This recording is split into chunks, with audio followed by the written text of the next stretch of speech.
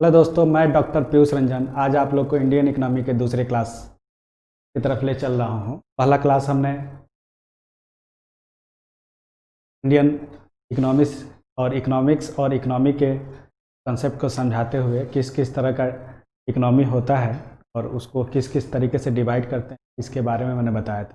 आज दूसरे क्लास में हम इंडियन खासतौर से इकोनॉमिक डेवलपमेंट और इकोनॉमिक ग्रोथ के बारे में बताएंगे। कई बार कन्फ्यूजन होता है कि दोनों एक ही है, दोनों एक ही तरह के पैरामीटर यूज होते हैं, लेकिन ये एक कन्फ्यूजन है और इस कन्फ्यूजन को आज हम लोग दूर करेंगे। और दूसरी चीज़ है कि इसके नापने के जो पैरामीटर है उस पर भी बात करेंगे, जिस पर लगातार सवाल पूछे जाते रहे हैं, अभी भी पूछे जाते हैं और फ्यूचर में भी पूछे जा सकते हैं। और इससे जुड़े हुए कई सारे इंडेक्स हमें हर साल देखने को मिलता है कि कई सारे इंडेक्स पब्लिश होते हैं, जिसमें इंडेक्स में हम इंडिया या जो डेवलप्ड देश है, जो शीर्ष देश है, जो सबसे निचला देश है, उसको याद रखते हैं। हम ये देख पाते हैं कि वो कैसे कोई देश आर्थिक विकास या आर्थिक समृद्धि कैसे कर रहा है, उस वर्ल्ड में रैंकिंग क्या क्या है। उसी रैंकिंग को हम लोग हर साल देखते हैं और कई बार वो एग्जाम से पूछे भी जाते हैं। तो इससे जुड़ा हुआ ये कंसेप्ट है। फिर हम धीरे धीरे उसके पैरामीटर को भी देखेंगे। तो सबसे पहले हम आते हैं आर्थिक विकास को जानने के लिए। किसी अर्थव्यवस्था में ये आर्थिक विकास क्या होता है और आर्थिक समृद्धि क्या होता है। सबसे पहले हम देखते हैं आर्थिक विकास।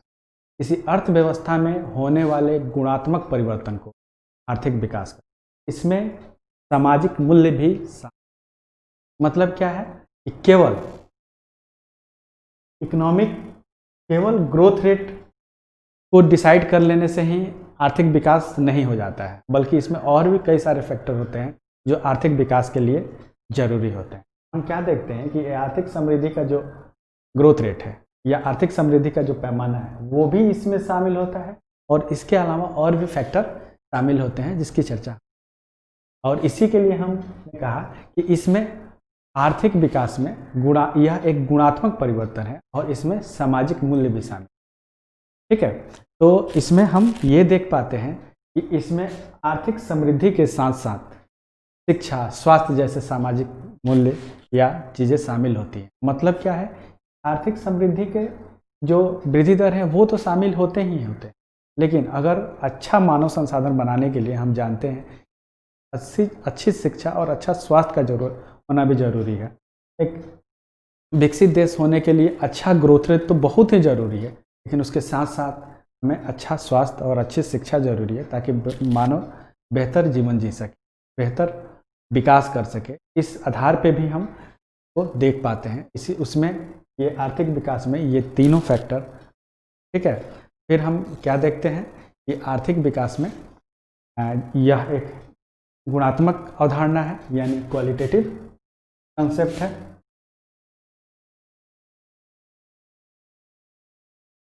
क्वालिटेटिव मेजरमेंट है। उसमें दूसरा इसमें सोशल वैल्यू को सामाजिक मूल्यों को भी शामिल किया जाता है, यानी सोशल वैल्यू को भी शामिल किया जाता है। फिर दूसरा जो ये है आर्थिक समृद्धि। आर्थिक समृद्धि में हम क्या क्या देखते हैं कि आर्थिक समृद्धि से तात्पर्य जो होता है वो यह होता है कि अर्थव्यवस्था के विभिन्न चरों यानी वेरिएबल्स में जो क्वांटिटेटिव ग्रोथ होता है, जो मात्रात्मक या वृद्धि या क्वांटिटेटिव ग्रोथ होता है, उसको मापा जाता है। अर्थात किसी अर्थव्यवस्था में होने वाला जो मात्रात्मक परिवर्तन ही आर्थिक समृद्धि है। और आर्थिक समृद्धि को दो रूपों में अभिव्यक्त किया जा सकता है। पहला कुल उत्पादन में वृद्धि से और दूसरा प्रति व्यक्ति उत्पादन में वृद्धि से। यानी ये दो रूप होते हैं, एक होता है कुल उत्पादन में वृद्धि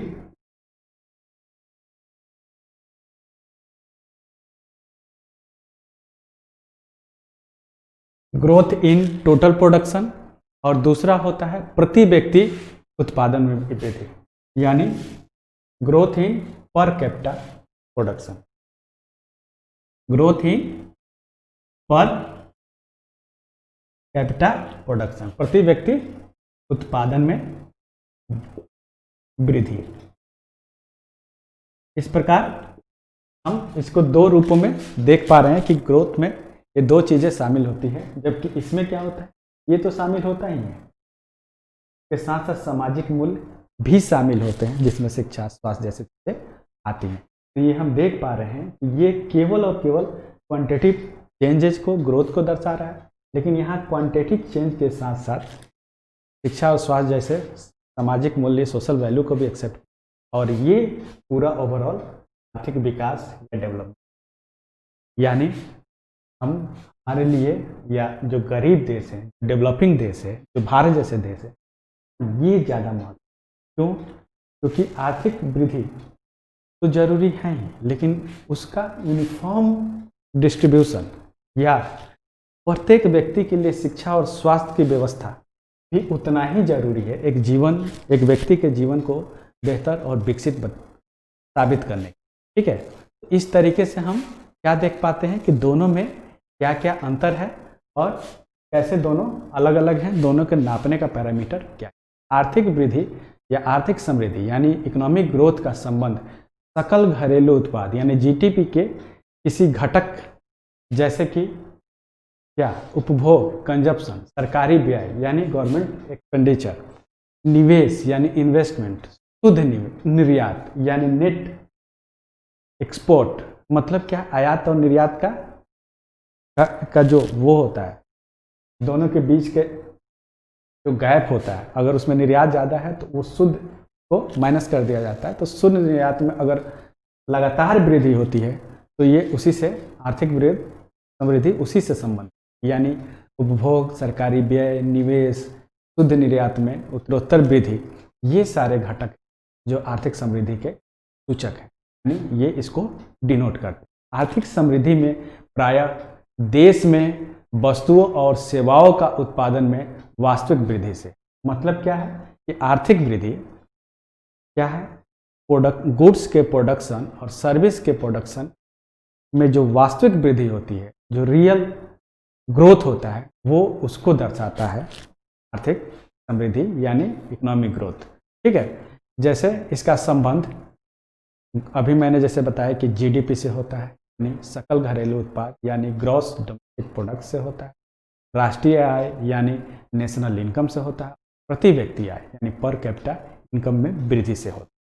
इस प्रकार से हम क्या देख पाते हैं कि आर्थिक विकास और आर्थिक समृद्धि कैसे एक दूसरे से अलग हैं, इनके अलग अलग क्या पैरामीटर हैं, इनके पैरामीटर में क्या क्या चीज़ें शामिल की जाती है, और दोनों कितना महत्वपूर्ण है, और दोनों एक दूसरे से किस प्रकार जुड़े हुए हैं, इस चीज़ को हम आराम से देख पा रहे हैं। ठीक है, अब हम चलते हैं ये देखने कि आर्थिक वृद्धि दर को कैसे मापा जाता है। आर्थिक वृद्धि दर को किस तरीके से निकाला जाता है, आर्थिक वृद्धि दर क्या मतलब होता है। आर्थिक वृद्धि दर से यह मतलब होता है कि सकल घरेलू उत्पाद में जो परिवर्तन की दर होती है वही आर्थिक विकास दर कहलाती है। क्या कहलाती है? आर्थिक विकास दर कहलाती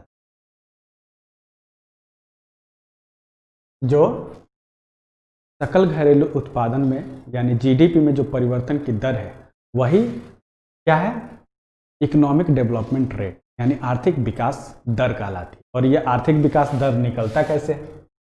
ये आर्थिक विकास दर निकलता कैसे है, तो हम देखते हैं कि आर्थिक विकास दर जो होती है वो पिछले वर्ष की तुलना में इस वर्ष में जो परिवर्तन हुआ, ठीक है, जो वर्तमान वर्ष में जो परिवर्तन हुआ जीडीपी में, चाहे वो जीडीपी में जो परिवर्तन का दर है वो निगेटिव में है या पॉजिटिव में है, यानी वृद्धि में है या कमी में है, ये मायने नहीं रखता।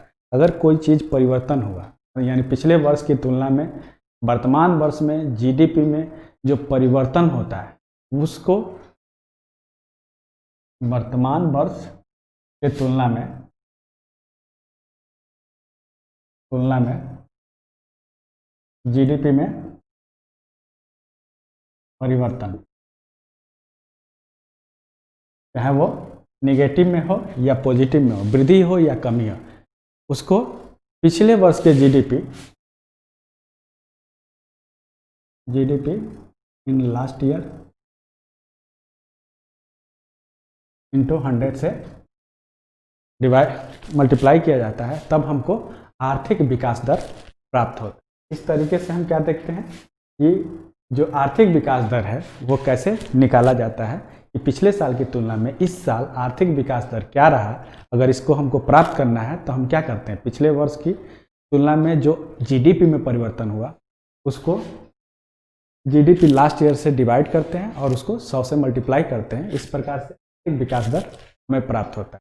11वीं पंचवर्षीय योजना में आर्थिक विकास दर सबसे ज़्यादा रहा है, जो कि 7.8% रहा। कितना? 11वीं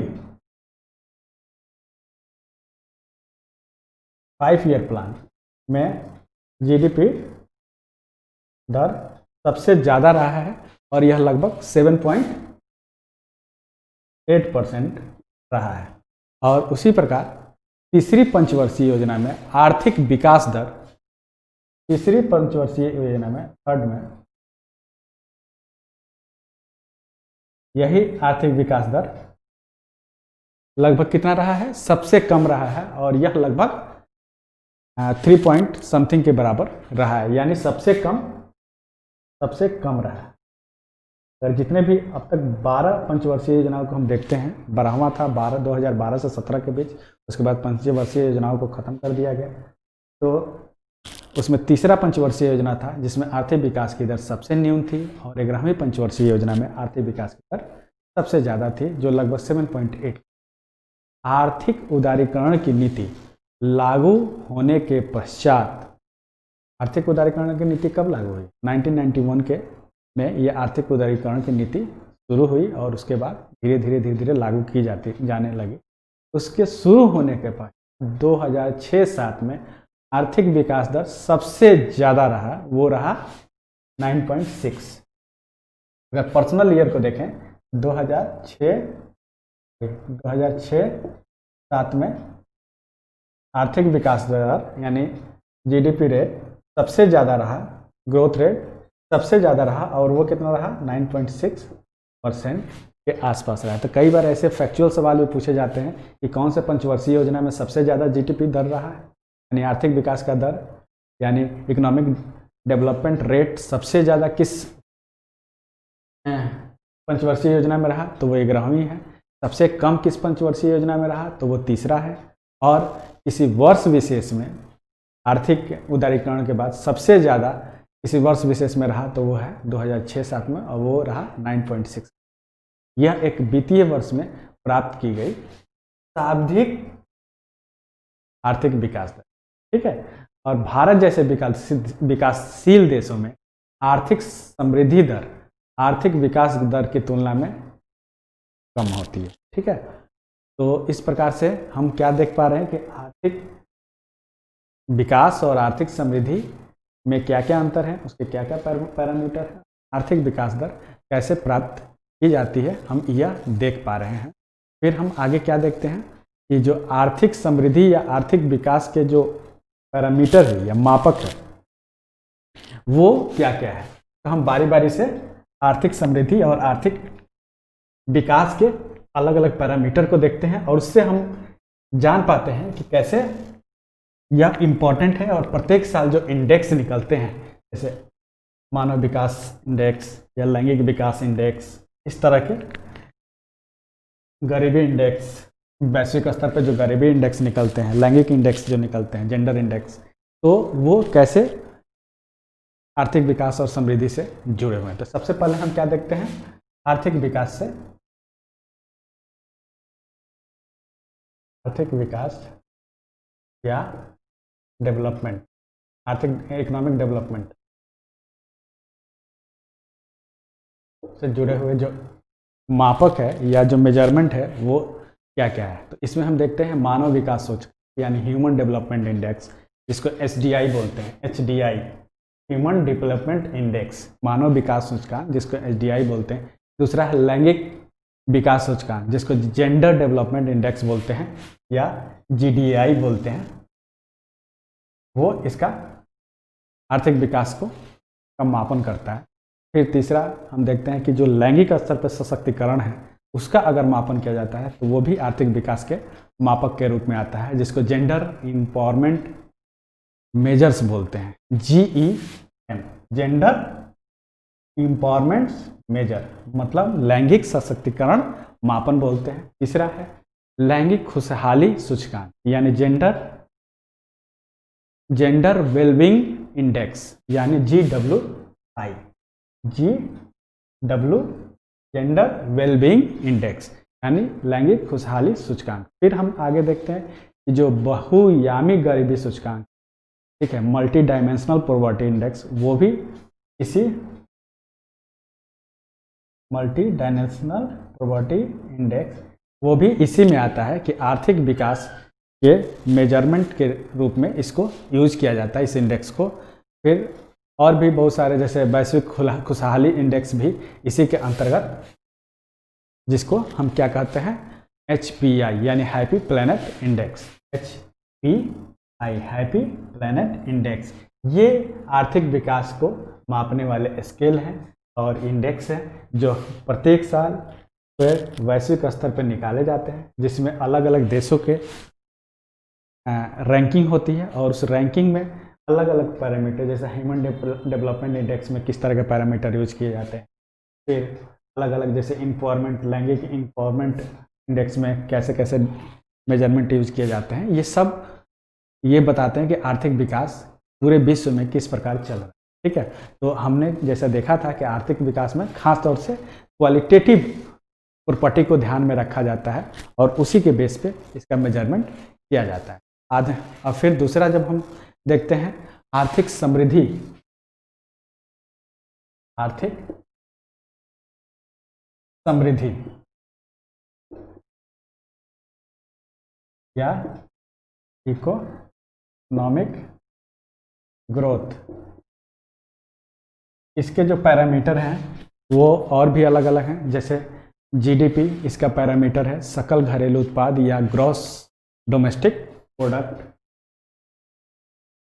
ग्रॉस डोमेस्टिक प्रोडक्ट या इसको हिंदी में सकल घरेलू उत्पाद भी कहते हैं। दूसरा है सकल राष्ट्रीय उत्पाद यानी ग्रॉस नेशनल प्रोडक्ट यानी GNP, ग्रॉस नेशनल प्रोडक्ट या सकल राष्ट्रीय उत्पाद, ये आर्थिक समृद्धि यानी इकोनॉमिक ग्रोथ के मापक है, इसको मापने वाले हैं। फिर तीसरा है नेट डोमेस्टिक प्रोडक्ट या NDP, इन अगले क्लास में इसको बारी बारी से देखेंगे कि कैसे कौन क्या होता है और कैसे एक दूसरे में इसमें चेंजेज है और कौन कैसे एक दूसरे से अलग होता है। फिर हम देखते हैं प्रति व्यक्ति आय यानी पर कैपिटा इनकम को भी इसमें शामिल किया जाता है, PCI यानी पर कैपिटा इनकम, प्रति व्यक्ति आय को भी इसमें शामिल किया जाता है। उसी तरह से नेट नेशनल प्रोडक्ट यानी निवल राष्ट्रीय उत्पाद NNP को भी इसमें शामिल किया जाता है इसके पैरामीटर के रूप में। हम क्या देखते हैं कि जहाँ SDI, GDI, GEM, GWI, MPI और HPI, हैप्पी प्लैनेट इंडेक्स, ये सारे जो आर्थिक विकास को मापने वाले इंडेक्स है, वही आर्थिक ग्रोथ को मापने वाले GDP है, GNP है, NDP है, PCI है, NNP है। तो इस प्रकार से हम देख पा रहे हैं कि इसके अलग अलग जो मापक हैं, इंडेक्स है, वो इसको कैसे डिसाइड करते हैं। अब बारी बारी से हम जैसे आर्थिक विकास के कुछ आधुनिक संकेत हैं जिसके बारे में हम जानते हैं, जो कि बार बार एग्जाम्स में पूछे जाते हैं और आपके BPSC के एग्जाम्स के लिए भी काफ़ी इम्पोर्टेंट है इसको जानना। ठीक है, तो हम बारी बारी से इसको देखते हैं कि क्या है और क्यों इम्पोर्टेंट है और आज पूरे दुनिया में इसको क्यों इतना महत्व दिया जा रहा है और इसको कैसे एम के रूप में, लक्ष्य के रूप में इसको ठीक करने के लिए कैसे इसको डिसाइड किया जा रहा है गवर्नमेंट के द्वारा, ताकि ये वैश्विक स्तर पे अपने डेवलपमेंट को शो कर सके। तो जैसे संयुक्त राष्ट्र विकास कार्यक्रम, ठीक है, संयुक्त राष्ट्र का जो वैश्विक संस्था है, यह नेटवर्क है संयुक्त राष्ट्र विकास कार्यक्रम, united nation development programme, UNDP। ठीक है, UNDP ये क्या करता है कि ये बेसिकली यही जो है SDI ह्यूमन डेवलपमेंट इंडेक्स को तैयार करता है। ठीक है, यह वैश्विक विकास का नेटवर्क है जो सकारात्मक परिवर्तनों पर बल देते हुए विभिन्न देशों को ज्ञान, अनुभव और संसाधनों के सेतु उपलब्ध करा। ठीक है, यूएनडीपी का जो स्थापना हुआ वो 1960 में हुआ और यह यूनाइटेड नेशन का एक विंग है, एक ब्रांच है और यह वर्तमान में, ठीक है, इसको हम देखें तो इसका जो है 1990 से ये यूएनडीपी एसडीआई यानी एसडीआई को 1990 से पब्लिश कर, मतलब ह्यूमन डेवलपमेंट इंडेक्स को 1990 के आसपास से इसको पब्लिश किया जा रहा है प्रति वर्ष और इसके मानक में विस्तार और समय के साथ और भी इसको के मानक को यानी पैरामीटर को पुरस्कृत किया जा रहा है ताकि इसको और भी, इस इंडेक्स को और भी बेहतर ढंग से बनाया जा सके। ठीक है, यूएनडीपी ने ही मानव विकास रिपोर्ट जारी किए जाने की 20वीं वर्षगांठ के अवसर पर ही मल्टी डायमेंशनल पॉवर्टी इंडेक्स को भी डेवलप किया या बनाया। 20वीं वर्षगांठ, 20वीं वर्षगांठ क्या होगा? 2010। क्यों? क्योंकि 1990 से ये एसडीआई को पब्लिश कर रहा है तो उसके 20वें साल में उसने मल्टी डायमेंशनल पॉवर्टी इंडेक्स की पद्धति को विकसित किया। इस पद्धति में गरीबी के 3 मानक, क्या, जैसे मैंने बताया था कि विकास के लिए, आर्थिक विकास के लिए स्वास्थ्य, शिक्षा, जीवन स्तर, ये सब जरूरी है। तो इसने क्या किया, इस पद्धति में जो डायमेंशनल पॉवर्टी इंडेक्स की जो पद्धति है, एमपीआई की जो पद्धति है, जो बहुआयामी निर्धनता सूचकांक की जो पद्धति है, इसमें क्या किया, 3 मानक स्वास्थ्य, शिक्षा और जीवन स्तर के अंतर्गत 10 संकेतकों को शामिल। ठीक है, और यह बहुआयामी निर्धनता सूचकांक 2010 को में जो है मानव विकास रिपोर्ट में ही शामिल की गई। ठीक है, तो जो मल्टी डायमेंशनल पॉवर्टी इंडेक्स है वो यूएनडीपी के द्वारा ही, जो एसडीआई को पब्लिश करता है, उसी के द्वारा ही पब्लिश की गई और ये एसडीआई के अंतर्गत ही पब्लिश की गई और यह 2010 से अब लगातार पब्लिश की जा रही है। 2010 में साक्षरता और आय के संकेतकों को नया रूप दिया गया, जिसके अंतर्गत सकल नामांकन दर और वयस्क साक्षरता तो क्रमशः स्कूल की अवधि के अनुमानित वर्ष, क्या, स्कूल की अवधि के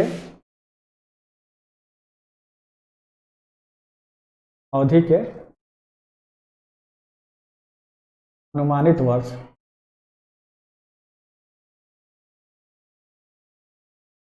को शामिल किया गया। उसी तरह स्कूल के औसत वर्ष को भी इसमें शामिल किया गया। फिर सकल घरेलू उत्पाद के स्थान पे सकल राष्ट्रीय आय यानी जीडीपी के स्थान पे जीएनपी को शामिल किया गया 2010 में। जीडीपी के स्थान पे 2010 में जीएनपी को शामिल किया गया। जीएनपी क्या है? सकल राष्ट्रीय आय। ठीक है, ये सकल राष्ट्रीय आय को शामिल किया गया। ये सवाल पूछा जा चुका है और फिर से पूछा जा सकता है कि ह्यूमन डेवलपमेंट इंडेक्स में पहले जो जीडीपी यूज हो रहा था उसको जीएनपी से प्रतिस्थापित किया गया और यह किस वर्ष में किया गया। इस तरीके से देखते हैं कि ह्यूमन डेवलपमेंट इंडेक्स जो है आर्थिक विकास का सूचकांक और उसमें किस किस तरह के पैरामीटर को यूज किया जाता है। तो हमने देखा क्या, इसमें शिक्षा, स्वास्थ्य, जीवन प्रत्याशा यानी लाइफ एक्सपेक्टेंसी को भी यूज किया जाता है और उस बेस पे ये दिखाया जाता है कि कितना डेवलपमेंट इंडेक्स में कौन सा देश किस स्थान। ठीक है, तो एसटीआर 2010 में 3 नए मापक आयाम भी प्रस्तुत किए गए। वो क्या थे? बहुआयामी निर्धनता सूचकांक, जिसके बारे में अभी मैंने बताया कि इसको एसडीआई के साथ ही पब्लिश किया जाता है। दूसरा है द जेंडर इनइक्वलिटी इंडेक्स यानी लैंगिक असमानता सूचकांक और तीसरा है the inequality adjusted human development index मतलब असमानता समायोजित मानव विकास। मतलब ये तीनों 2010 में यूएनडीपी के द्वारा ही लाए गए, प्रस्तुत किए गए। इसमें क्या था? बहुआयामी निर्धनता सूचकांक जो 2010 में लाया गया, लैंगिक असमानता सूचकांक यानी जेंडर इनइक्वलिटी इंडेक्स और तीसरा है inequality adjusted human development index मतलब असमानता समायोजित मानव विकास। ये तीनों एसडीआई के द्वारा पब्लिश किए जाते हैं यूएनडीपी के द्वारा पब्लिश किए जाते हैं, जो 1965 में बना था, तो ये 2010 से पब्लिश किया। और इसी समय जीडीपी को जीएनपी से रिप्लेस किया गया ताकि और भी परिष्कृत रूप में ह्यूमन डेवलपमेंट इंडेक्स को दर्शाया जाए। ठीक है, तो इस प्रकार हम क्या देख पा रहे हैं कि कैसे आर्थिक विकास महत्वपूर्ण है देशों के डेवलपमेंट को दिखाने के लिए, उनके मार्ग प्रशस्त करने के लिए, उनके एक यूनिफॉर्म डेवलपमेंट को प्रदर्शित करने के लिए। ठीक है, अब मानव विकास सूचकांक को अगर हम देखें तो मानव विकास सूचकांक की संकल्पना के विकास में पाकिस्तान के अर्थशास्त्री महबूब उल हक और भारतीय अर्थशास्त्री अमर्त्य सेन की महत्वपूर्ण भूमिका है। इसका पाकिस्तान के महबूब उल हक और दूसरा इंडियन अमर्त्य सेन की भूमिका है। ये क्वेश्चन पूछा भी जा चुका है और पूछा भी जा सकता है।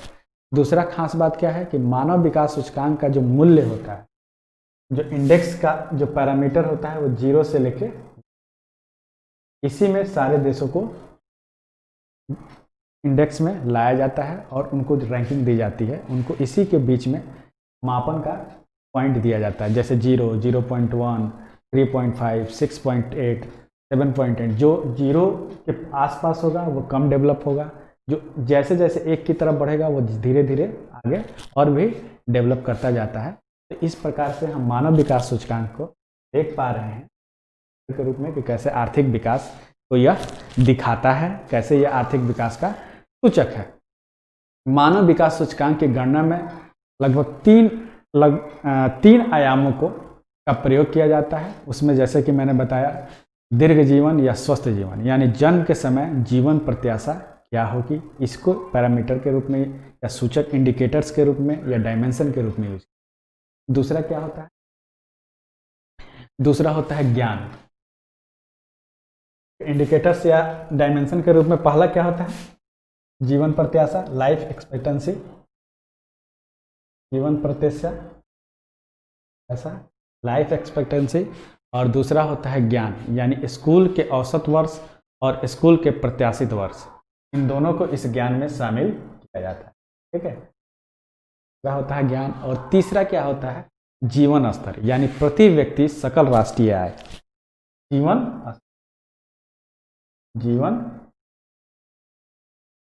प्रति व्यक्ति सकल राष्ट्रीय, ये मतलब प्रति व्यक्ति जो इन ग्रोथ हो रहा है वो प्रति व्यक्ति कितना है, यानी क्या है, इकोनॉमिक ग्रोथ का जो पैरामीटर था वो एक यहाँ यूज हो रहा है। इसके साथ साथ ये स्वास्थ्य और नॉलेज, ये दो चीज़ें और यूज हो रही है। यानी यह इकोनॉमिक डेवलपमेंट के परिभाषा देते समय जो मैंने बताया था कि आर्थिक समृद्धि के साथ साथ कैसे ये सामाजिक मूल्यों से जुड़ा हुआ है। तो सामाजिक मूल्य में क्या है? स्वास्थ्य और शिक्षा है, कैसे इसमें शामिल है ये हमको देखने को मिलता है। और मानव विकास सूचकांक बनाते समय इन्हीं तीनों इंडेक्स का प्रयोग हम करते हैं ताकि इस इंडेक्स को और भी परिष्कृत रूप से इसको बना सकें। ठीक है, एक चीज़ और हम देखते हैं कि वर्ष 2010 में, ठीक है, या 2010 से पहले यूएनडीपी द्वारा जीडीपी फैक्टर कॉस्ट का प्रयोग किया जाता था, परंतु वर्ष 2010 में यूएनडीपी द्वारा यह कहा गया कि ग्लोबलाइजेशन के कारण अनेक राष्ट्रों का जीवन स्तर विदेशी साधन आय से प्रभावित हो रहा है, इसीलिए विदेशी साधन आय का ध्यान रखना आवश्यक है। इसी संदर्भ में 2010 में जीडीपी द्वारा जीएनआई का प्रयोग किया जाने लगा। ठीक है, जैसे मैंने अभी बताया था यहाँ पे कि पहले क्या होता था कि जीडीपी पे फैक्टर कॉस्ट को यूज किया जाता था, लेकिन भूमंडलीकरण ग्लोबलाइजेशन के कारण क्या हुआ कि बाहर, जैसे इंडिया से बाहर बहुत लोग काम करते हैं, इंडियन लोग, उनका जो आय है जो देश को प्राप्त होता है वो आय भी देश के अर्थव्यवस्था या देश के डेवलपमेंट या इकोनॉमिक डेवलपमेंट को प्रभावित करता है। इसी चीज़ को ध्यान में रखते हुए 2010 के बाद क्या किया, यूएनडीपी ने कहा कि ये चूंकि प्रभावित करता है विदेशी आय हमारे इकोनॉमिक डेवलपमेंट को, क्योंकि बड़ी मात्रा में जो आय की प्राप्ति होती है, जैसे हमारे अगर देश को ध्यान में रखें तो गल्फ कंट्री में लाखों की संख्या में इंडियन लोग काम करते हैं और वो जो इनकम अर्जित करते हैं, जो इनकम प्राप्त करते हैं, वो अपने देश भेजते हैं। और इससे क्या होता है, यहाँ इकोनॉमिक डेवलपमेंट पर उसका प्रभाव पड़ता है। तो इस तरह के प्रभाव को देखते हुए यूएनडीपी ने क्या किया कि 2010 में जीडीपी के स्थान पर जीएनआई का प्रयोग प्रारंभ, ठीक है। तो इस तरीके से एक ये भी बदलाव हमको देखने को मिलता है। यूएनडीपी द्वारा शामिल किए जाने वाले सभी राष्ट्रों की जीएनआई को किसमें नापा जाता है, जीएनआई को, एक तो जीएनआई में बदल दिया जीडीपी को, क्यों, क्योंकि विदेशी पैसे का जो प्रभाव है वो किसी देश की इकोनॉमी के डेवलपमेंट पे देखने को मिलता है। अगर इंडिया को देखें तो अभी मैंने जो एग्जांपल दिया उसको क्या किया गया, जीडीपी को जीएनआई में बदल दिया गया। और जीएनआई का जो कैलकुलेशन किया जाता है वो जैसे अपने भी देश में वो रुपये में नहीं किया जाता है, ये पूरे वर्ल्ड स्तर पे जो यूएनडीपी आंकड़ा प्रदर्शित करता है, जो इंडेक्स प्रदर्शित करता है, ह्यूमन डेवलपमेंट इंडेक्स, उसमें जो जीएनआई का कैलकुलेशन किया जाता है वो अमेरिकन डॉलर में किया, यानी यूएस डॉलर में किया जाता है। इस प्रकार हम क्या देखते हैं कि समय के साथ साथ जीडीपी के कैलकुलेशन में, उसके मेजरमेंट में, उसके इंडेक्स तैयार करने में, उसके क्वालिटेटिव चेंज लाने में या परिष्कृत रूप अपनाने के लिए बहुत सारे चेंजेस समय के साथ किए गए ताकि बेहतर इंडेक्स तैयार किया जा सके। उसी दौरान हम बहुत सारे चेंजेस को देखते हैं, जिसमें ये देखते हैं कि जीडीपी को जीएनआई में बदल दिया गया और इस जीएनआई का जो कैलकुलेशन है यूएनडीपी द्वारा वो अमेरिकन डॉलर में किया, ठीक है। इस प्रकार हम एक अलग तरीके से आर्थिक विकास और आर्थिक समृद्धि को देख पा रहे हैं, और आर्थिक समृद्धि का जो सूचकांक है उसको भी हम देख पा रहे हैं कि कैसे आर्थिक समृद्धि का जो सूचकांक है वो महत्वपूर्ण है आर्थिक विकास को देखने में। अब हम दूसरा देखते हैं, जैसे जीडीपी देखें, एचडीआई देखें, ह्यूमन डेवलपमेंट इंडेक्स, उसी तरह हम देखते हैं हैप्पी प्लैनेट इंडेक्स, जिसकी चर्चा हमने आपको जीडीपी आर्थिक विकास के मापकों के रूप में की थी कि कैसे वैश्विक खुशहाली इंडेक्स तैयार किया जाता है। तो उसको भी देख लेते हैं, क्योंकि इस पर भी क्वेश्चन पूछे जाते रहे हैं और ये जरूरी भी है देखना कि कौन कौन से पैरामीटर इसमें यूज किए जाते हैं इसको नापने के लिए। तो किसी देश की खुशहाली नापने का जो पैमाना है वो वर्ष 2012 से प्रारंभ हुआ। कब हुआ? 2000 happy planet index एचपीआई, happy planet index मतलब वैश्विक सूचकांक, खुशहाली सूचकांक, ये 2012 से इसको मापा जाना शुरू किया, जब संयुक्त राष्ट्र की वैश्विक पहल सतत विकास समाधान नेटवर्क, यानी ये सतत विकास समाधान SDDN, सतत विकास समाधान नेटवर्क के ने पहली रिपोर्ट जब जारी की। इस सूचकांक में विभिन्न देशों की स्थिति जांचने के लिए 6 तरह के फैक्टर का यूज किया गया, ठीक है। मतलब क्या है, ये यूएनओ का SDDN जो नेटवर्क है वो इसको पब्लिश करता है, और ये जो पहली रिपोर्ट पब्लिश किया उसमें 6 तरह के फैक्टर यूज किए इस पैरामीटर को, इस इंडेक्स को बनाने के। तो 6 फैक्टर क्या थे? पहला था प्रति व्यक्ति सकल राष्ट्रीय उत्पाद। कौन? प्रति व्यक्ति सकल राष्ट्रीय, और प्रति व्यक्ति सकल राष्ट्रीय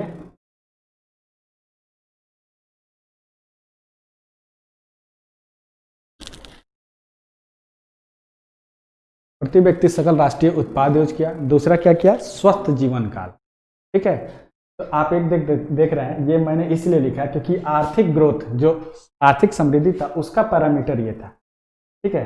तो एक चीज देखिए कि जीडीपी में जो आर्थिक विकास हो रहा है उसका जो आर्थिक विकास का जो ये पैरामीटर है जीपीआई, उसमें आर्थिक ग्रोथ के इस पैरामीटर को भी यूज किया जा रहा है। साथ ही साथ स्वस्थ जीवन काल को यूज किया जा रहा है, यानी सामाजिक वैल्यू को भी यूज किया जा रहा है। फिर सामाजिक सुरक्षा को यूज किया गया, ठीक है। इसमें क्या होता है कि बिना सामाजिक सुरक्षा में क्या होता है कि परेशानी में कोई व्यक्ति है, अगर उसको सहयोग मिल रहा है कि नहीं मिल रहा है, ये सामाजिक सुरक्षा के अंतर्गत। इस तरह के फैक्टर को भी यूज किया गया। स्वस्थ जीवन काल कितना होता है उसका, किसी व्यक्ति का, उस फैक्टर को भी यूज किया गया।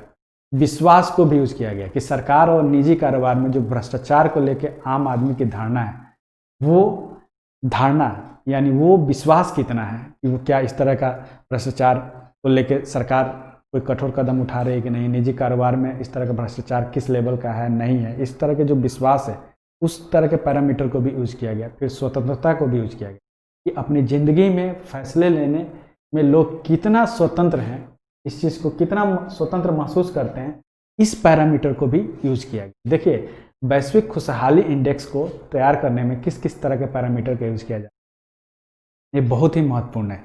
और इससे क्या होता है, पता चलता है कि कौन से देश में किस किस इस पैरामीटर के यूज करते हुए लोगों का लाइफ में कितना सेटिस्फेक्शन या कितनी खुशी, ठीक है। तो इस पैरामीटर को यूज करके वैश्विक खुशहाली सूचकांक को शामिल किया गया। और छठा चीज़ इसमें जो यूज किया गया वो किया गया उदारता, ठीक है। चंदा, हाल में जो दिए गए चंदे हैं इस विकास के लिए या डेवलपमेंट के लिए, शिक्षा के लिए, स्वास्थ्य के लिए या बेसिक इंफ्रास्ट्रक्चर को डेवलप करने के लिए, वो किस तरह से कितना है, इस 6 फैक्टर को ध्यान में रखते हुए हम देखते हैं कि वैश्विक खुशहाली इंडेक्स को बनाया गया है, ठीक है। तो हम आर्थिक विकास के जो अलग अलग मापक हैं उसके आधार पर हम देख पा रहे हैं किस प्रकार आर्थिक विकास को मापा गया है। इसमें आर्थिक समृद्धि के साथ कौन कौन से फैक्टर यूज किए गए हैं जो एक बेहतर लाइफ स्टाइल या बेहतर जीवन जीने के लिए जरूरी है। इसमें हम क्या देते हैं, इस हैप्पी प्लैनेट इंडेक्स में प्रति व्यक्ति आय के साथ साथ हम आदमी की स्वतंत्रता, भ्रष्टाचार, विश्वास, सामाजिक सुरक्षा, जीवन काल, ये सबको देखते हैं जो एक आदमी के बेहतर जीवन के लिए जरूरी है, ठीक है। अब अगला पॉइंट हम आते हैं हरित सकल उत्पाद पे, ग्रीन जीडीपी पे। ग्रीन जीडीपी पे, ये ग्रीन जीडीपी होता क्या है, ग्रीन जीडीपी पे आते। इस ग्रीन जीडीपी में हम क्या देखते हैं कि किसी भौगोलिक सीमा के अंतर्गत पर्यावरण को नुकसान पहुंचाए बिना अर्थात पर्यावरण का संरक्षण करते हुए आर्थिक विकास को प्राप्त करना ही क्या है, ग्रीन जीडीपी, समझ गए। यानी पर्यावरण को नुकसान पहुंचाए बिना आर्थिक विकास को डेवलपमेंट करना, आर्थिक विकास को प्राप्त करना, हरित जीडीपी या ग्रीन जीडीपी, ठीक है। हरित अर्थव्यवस्था में उन उत्पादों की गणना की जाती है जिनकी उत्पादन प्रक्रिया के कारण पर्यावरणीय क्षति यानी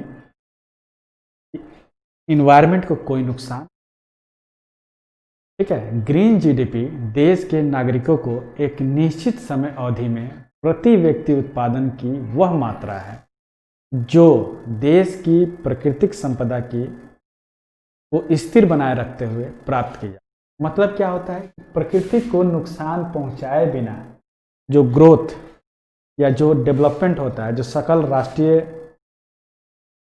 उत्पाद प्राप्त किया जाता है बिना पर्यावरण को नुकसान, उसी को क्या कहते हैं, ग्रीन जीडीपी।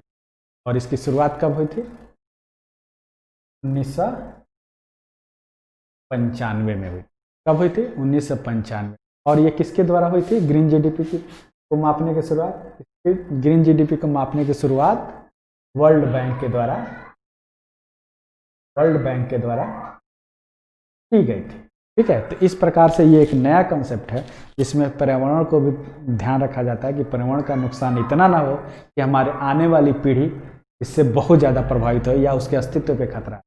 जैसे अभी हम कोरोना का संकट देख रहे हैं, तो कहीं ना कहीं प्रकृति से भी जुड़ा हुआ है। तो हम देख सकते हैं कि ग्रीन जीडीपी आने वाले समय के लिए कितना उपयोगी है या कितना जरूरी, ठीक है। तो इस तरीके से हम धीरे धीरे सारे इससे जुड़े हुए पैरामीटर, आर्थिक विकास और समृद्धि से जुड़े हुए पैरामीटर को देख पा रहे हैं कि कैसे यह काम करते हैं, कैसे इंडेक्स तैयार किया जाता है, इस इंडेक्स का क्या क्या यूज होता है। इस यूज को देखते हुए जो इंडेक्स तैयार किया जाता है उससे जो अलग अलग कंट्री को रैंकिंग दी जाती है, उस रैंकिंग को ध्यान में रखते हुए ये देखा जा सकता है कि एक व्यक्ति के जीवन को बेहतर बनाने के लिए आर्थिक समृद्धि के साथ साथ जो भी फैक्टर है, जैसे मैंने शिक्षा, स्वास्थ्य और बाकी चीज़ें जैसे सामाजिक सुरक्षा, स्वतंत्रता कितनी स्वतंत्र, उदारता कितनी है, विश्वास कितना है सरकार और निजी सेक्टर, ये सारे फैक्टर को ध्यान में रख के इंडेक्स तैयार किए जाते हैं और इससे पता चलता है कि वहाँ के लोगों का जीवन कितना बेहतर है। इस तरीके से हम आज इकोनॉमिक ग्रोथ और इकोनॉमिक डेवलपमेंट को समझ पाएँ, जो कि एक कंसेप्चुअल पार्ट था। इससे जो बने हुए इंडेक्स है वो हर साल हमको अपने एग्ज़ाम्स के लिए तैयार करने होते हैं। तो अब हम बेहतर तरीके से ये समझ पाएंगे कि वो इंडेक्स कैसे बनते हैं और उसका क्यों इम्पोर्टेंस है और क्यों बार बार लगातार एग्ज़ाम्स में वो पूछे जाते हैं, और उसके बेस पे कई बार मेंस एग्ज़ाम में भी सवाल बनाए जाते हैं। तो उस समय जब हम इस कंसेप्ट को समझे रहेंगे और उसके पैरामीटर और इंडिकेटर को समझे रहेंगे, तो हम अच्छे से एक्सप्लेन कर पाएंगे कि वो क्यों महत्वपूर्ण है, क्यों एक दूसरे से अलग है, और एक दूसरे का कितना इम्पोर्टेंट या एक दूसरे के लिए कितना वो कम्प्लीमेंट्री या पूरक है, यह बात हम जान पाएंगे। तो आज की क्लास में बस इतना ही, फिर अगले क्लास में हम नया टॉपिक लेकर आएंगे। अगर ये हमारा वीडियो अच्छा लगे, इसको लाइक, सब्सक्राइब और शेयर जरूर करें, और अगर कोई प्रश्न हो इससे जुड़ा हुआ तो कमेंट सेक्शन में कमेंट जरूर करें, हम अगले वीडियो में इसका जवाब जरूर देंगे। Thank you so much.